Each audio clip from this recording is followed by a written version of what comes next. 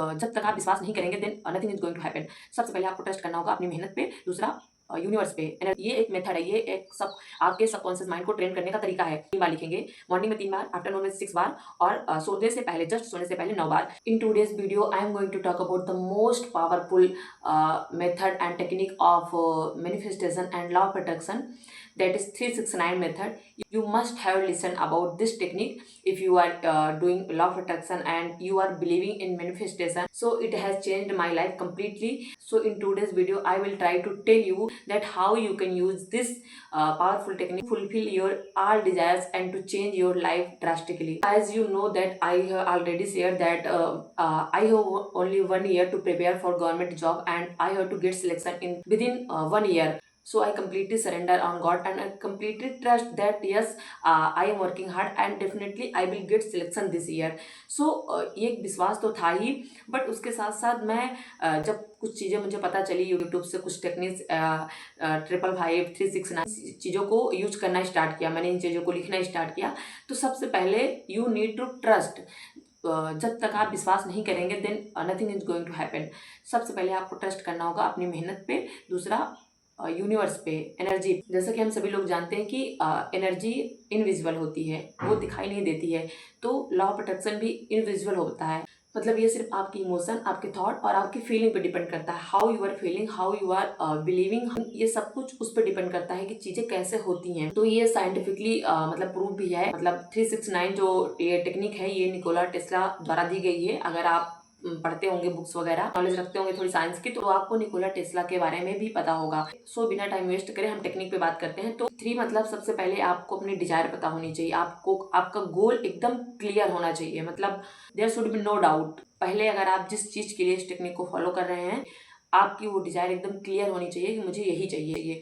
अगर आप किसी एग्जाम को क्लियर करना चाहते हैं तो आपके माइंड में एकदम क्लियर होना चाहिए कि मुझे इस एग्जाम को ही क्लियर करना है, या कुछ अपनी हेल्थ को ठीक करना चाहते हैं तो आप उसके लिए लिखिए। Most important, you have to be specific. जब तक आप एक चीज़ पे क्लियर नहीं होंगे, चीज़ें नहीं होंगी, क्योंकि आपके मन में वो डाउट रहेगा कहीं ना कहीं, इसलिए आपको क्लियर होना है। तो 3 मतलब आपके माइंड में वो क्लियरेंस होनी चाहिए अपने गोल, अपने डिजायर को लेके। एंड 6 वन इज, आप जब वो प्लान बनाएंगे, आपके एक्शन होंगे, आपके आइडियाज़ होंगे। तो 6 मतलब आपके आइडियाज़, आपके प्लान, आपके एक्शन और उसका एग्जीक्यूशन। उसके बाद 9 मतलब होता है फुलफिलमेंट, कंप्लीट सक्सेस। तो मैंने आपको 369 को डिकोड करके बता दिया कि कैसे होता है। तो अब मोस्ट इंपॉर्टेंट करना क्या है आप सभी को, आपको पता है कि आपको चाहिए क्या। उसके बाद अब आपको उसके लिए एक पॉजिटिव अफर्मेशन बनाना है। मेक श्योर उस पॉजिटिव अफर्मेशन में you don't have to use negative word like no, not या कुछ फियर वाले वर्ड, ये आपको यूज नहीं करनी है। You have to use only and only positive words. Like if you want to clear an exam, like मैं अपना आप सभी को दिखाती हूँ कि how I use to write down. ये देख सकते हैं आप सभी। मैंने कहा कि मुझे पता था कि मैं इतनी मेहनत कर रही हूँ और मेरे अंदर से आवाज़ आती थी कि मैं इतनी मेहनत कर रही हूँ, then definitely I will get selected in this year within 2024। Then I use to write down this, thank you universe for my selection in government job within year 2024। मतलब as I have already told you that I use to give multiple exams, मतलब कोई specific exam नहीं था, that's why मैंने वो specific exam का नाम नहीं लिखा था इसमें, क्योंकि मुझे सिर्फ जॉब चाहिए थी। First I need to job, बस जॉब के लिए लिखती थी कि विद इन ईयर 2024 मुझे गवर्नमेंट जॉब मिल जाएगी। लेकिन अगर आपका गोल स्पेसिफिक है, आप किसी स्पेसिफिक एग्जाम को ही क्लियर करना चाहते हैं, तो आप उसको लिखिएगा कि मेरा ये एग्जाम क्लियर हो गया। नहीं तो आप इस सेंटेंस को थोड़ा मॉडिफाई करके आप कैसे भी लिख सकते हैं कि I am happy for getting this, thank you, या आप कुछ भी, मतलब आपको ग्रेटफुल होना है, आपको पॉजिटिव रहना है। ऐसे करके आप अपने अकॉर्डिंग हिंदी में या इंग्लिश में जैसे आपको सुटेबल लगे, आप उसके अकॉर्डिंग अपना वो सेंटेंस बना सकते हैं। आप कैसे भी लिख सकते हैं, लेकिन जैसे कि मैंने कुछ वीडियोस देखे तो मुझे लगा कि रेड पेन से लिखना चाहिए, then I use red pen, तो मैं रेड पेन से ही लिखती थी। बाकी आप ब्लू पेन से, ब्लैक थोड़ा अवॉइड करिएगा, आप ब्लू पेन से लिख सकते हैं, नहीं तो रेड पेन से भी लिख सकते हैं। तो आपको लिखना कैसे है कि आप मॉर्निंग में, मतलब ये बहुत ही पॉजिटिव साइन होता है, ये आपके पूरे दिन को पॉजिटिव रखेगा। मतलब पढ़ाई आप कितनी भी करें, लेकिन एक आप जो सेल्फ टॉक खुद से करते हैं वो बहुत इंपॉर्टेंट है कि आप खुद से कैसी बातें करते हैं। तो जब आप मॉर्निंग में इसको 3 बार लिखेंगे, मॉर्निंग में 3 बार, आफ्टरनून में 6 बार और सोने से पहले, जस्ट सोने से पहले 9 बार। जैसे कि आप सभी स्टूडेंट हैं तो आपको लग रहा हो कि बहुत ज़्यादा टाइम वेस्ट हो जाएगा, तो उसके लिए भी है कि आप एक बार लिख लीजिए, उसके बाद से आपको उसको पढ़ना है बस। मतलब एक दिन आप लिख लेंगे 3 बार, 6 बार, फिर 9 बार, दूसरे दिन से उसको आपको रीड करना है और ये आपको 21 डेज़ या 45 डेज़ तक रेगुलरली करना है। एंड वन मोस्ट इम्पॉर्टेंट बात कि अगर ये किसी दिन मिस हो गया या आप किसी दिन उसको नहीं लिख पाए हैं, देन आपको फिर से जीरो से स्टार्ट करना है। कि ऐसा नहीं है कि आप इतने दिन किए हैं, 45 दिन इसमें ऐड हो गए या 21 डेज़ हो गए कंप्लीट, ऐसा नहीं करना है।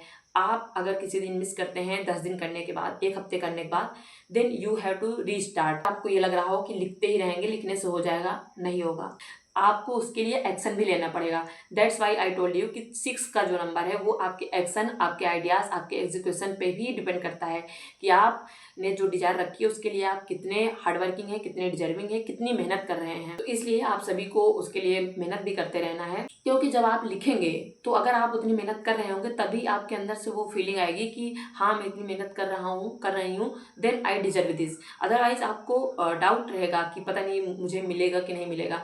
मैं अपना एक्सपीरियंस बता रही हूँ कि मैंने मोस्टली ये सारी चीज़ें एग्ज़ाम्स के लिए ही फॉलो की हैं और कुछ हेल्थ के लिए भी।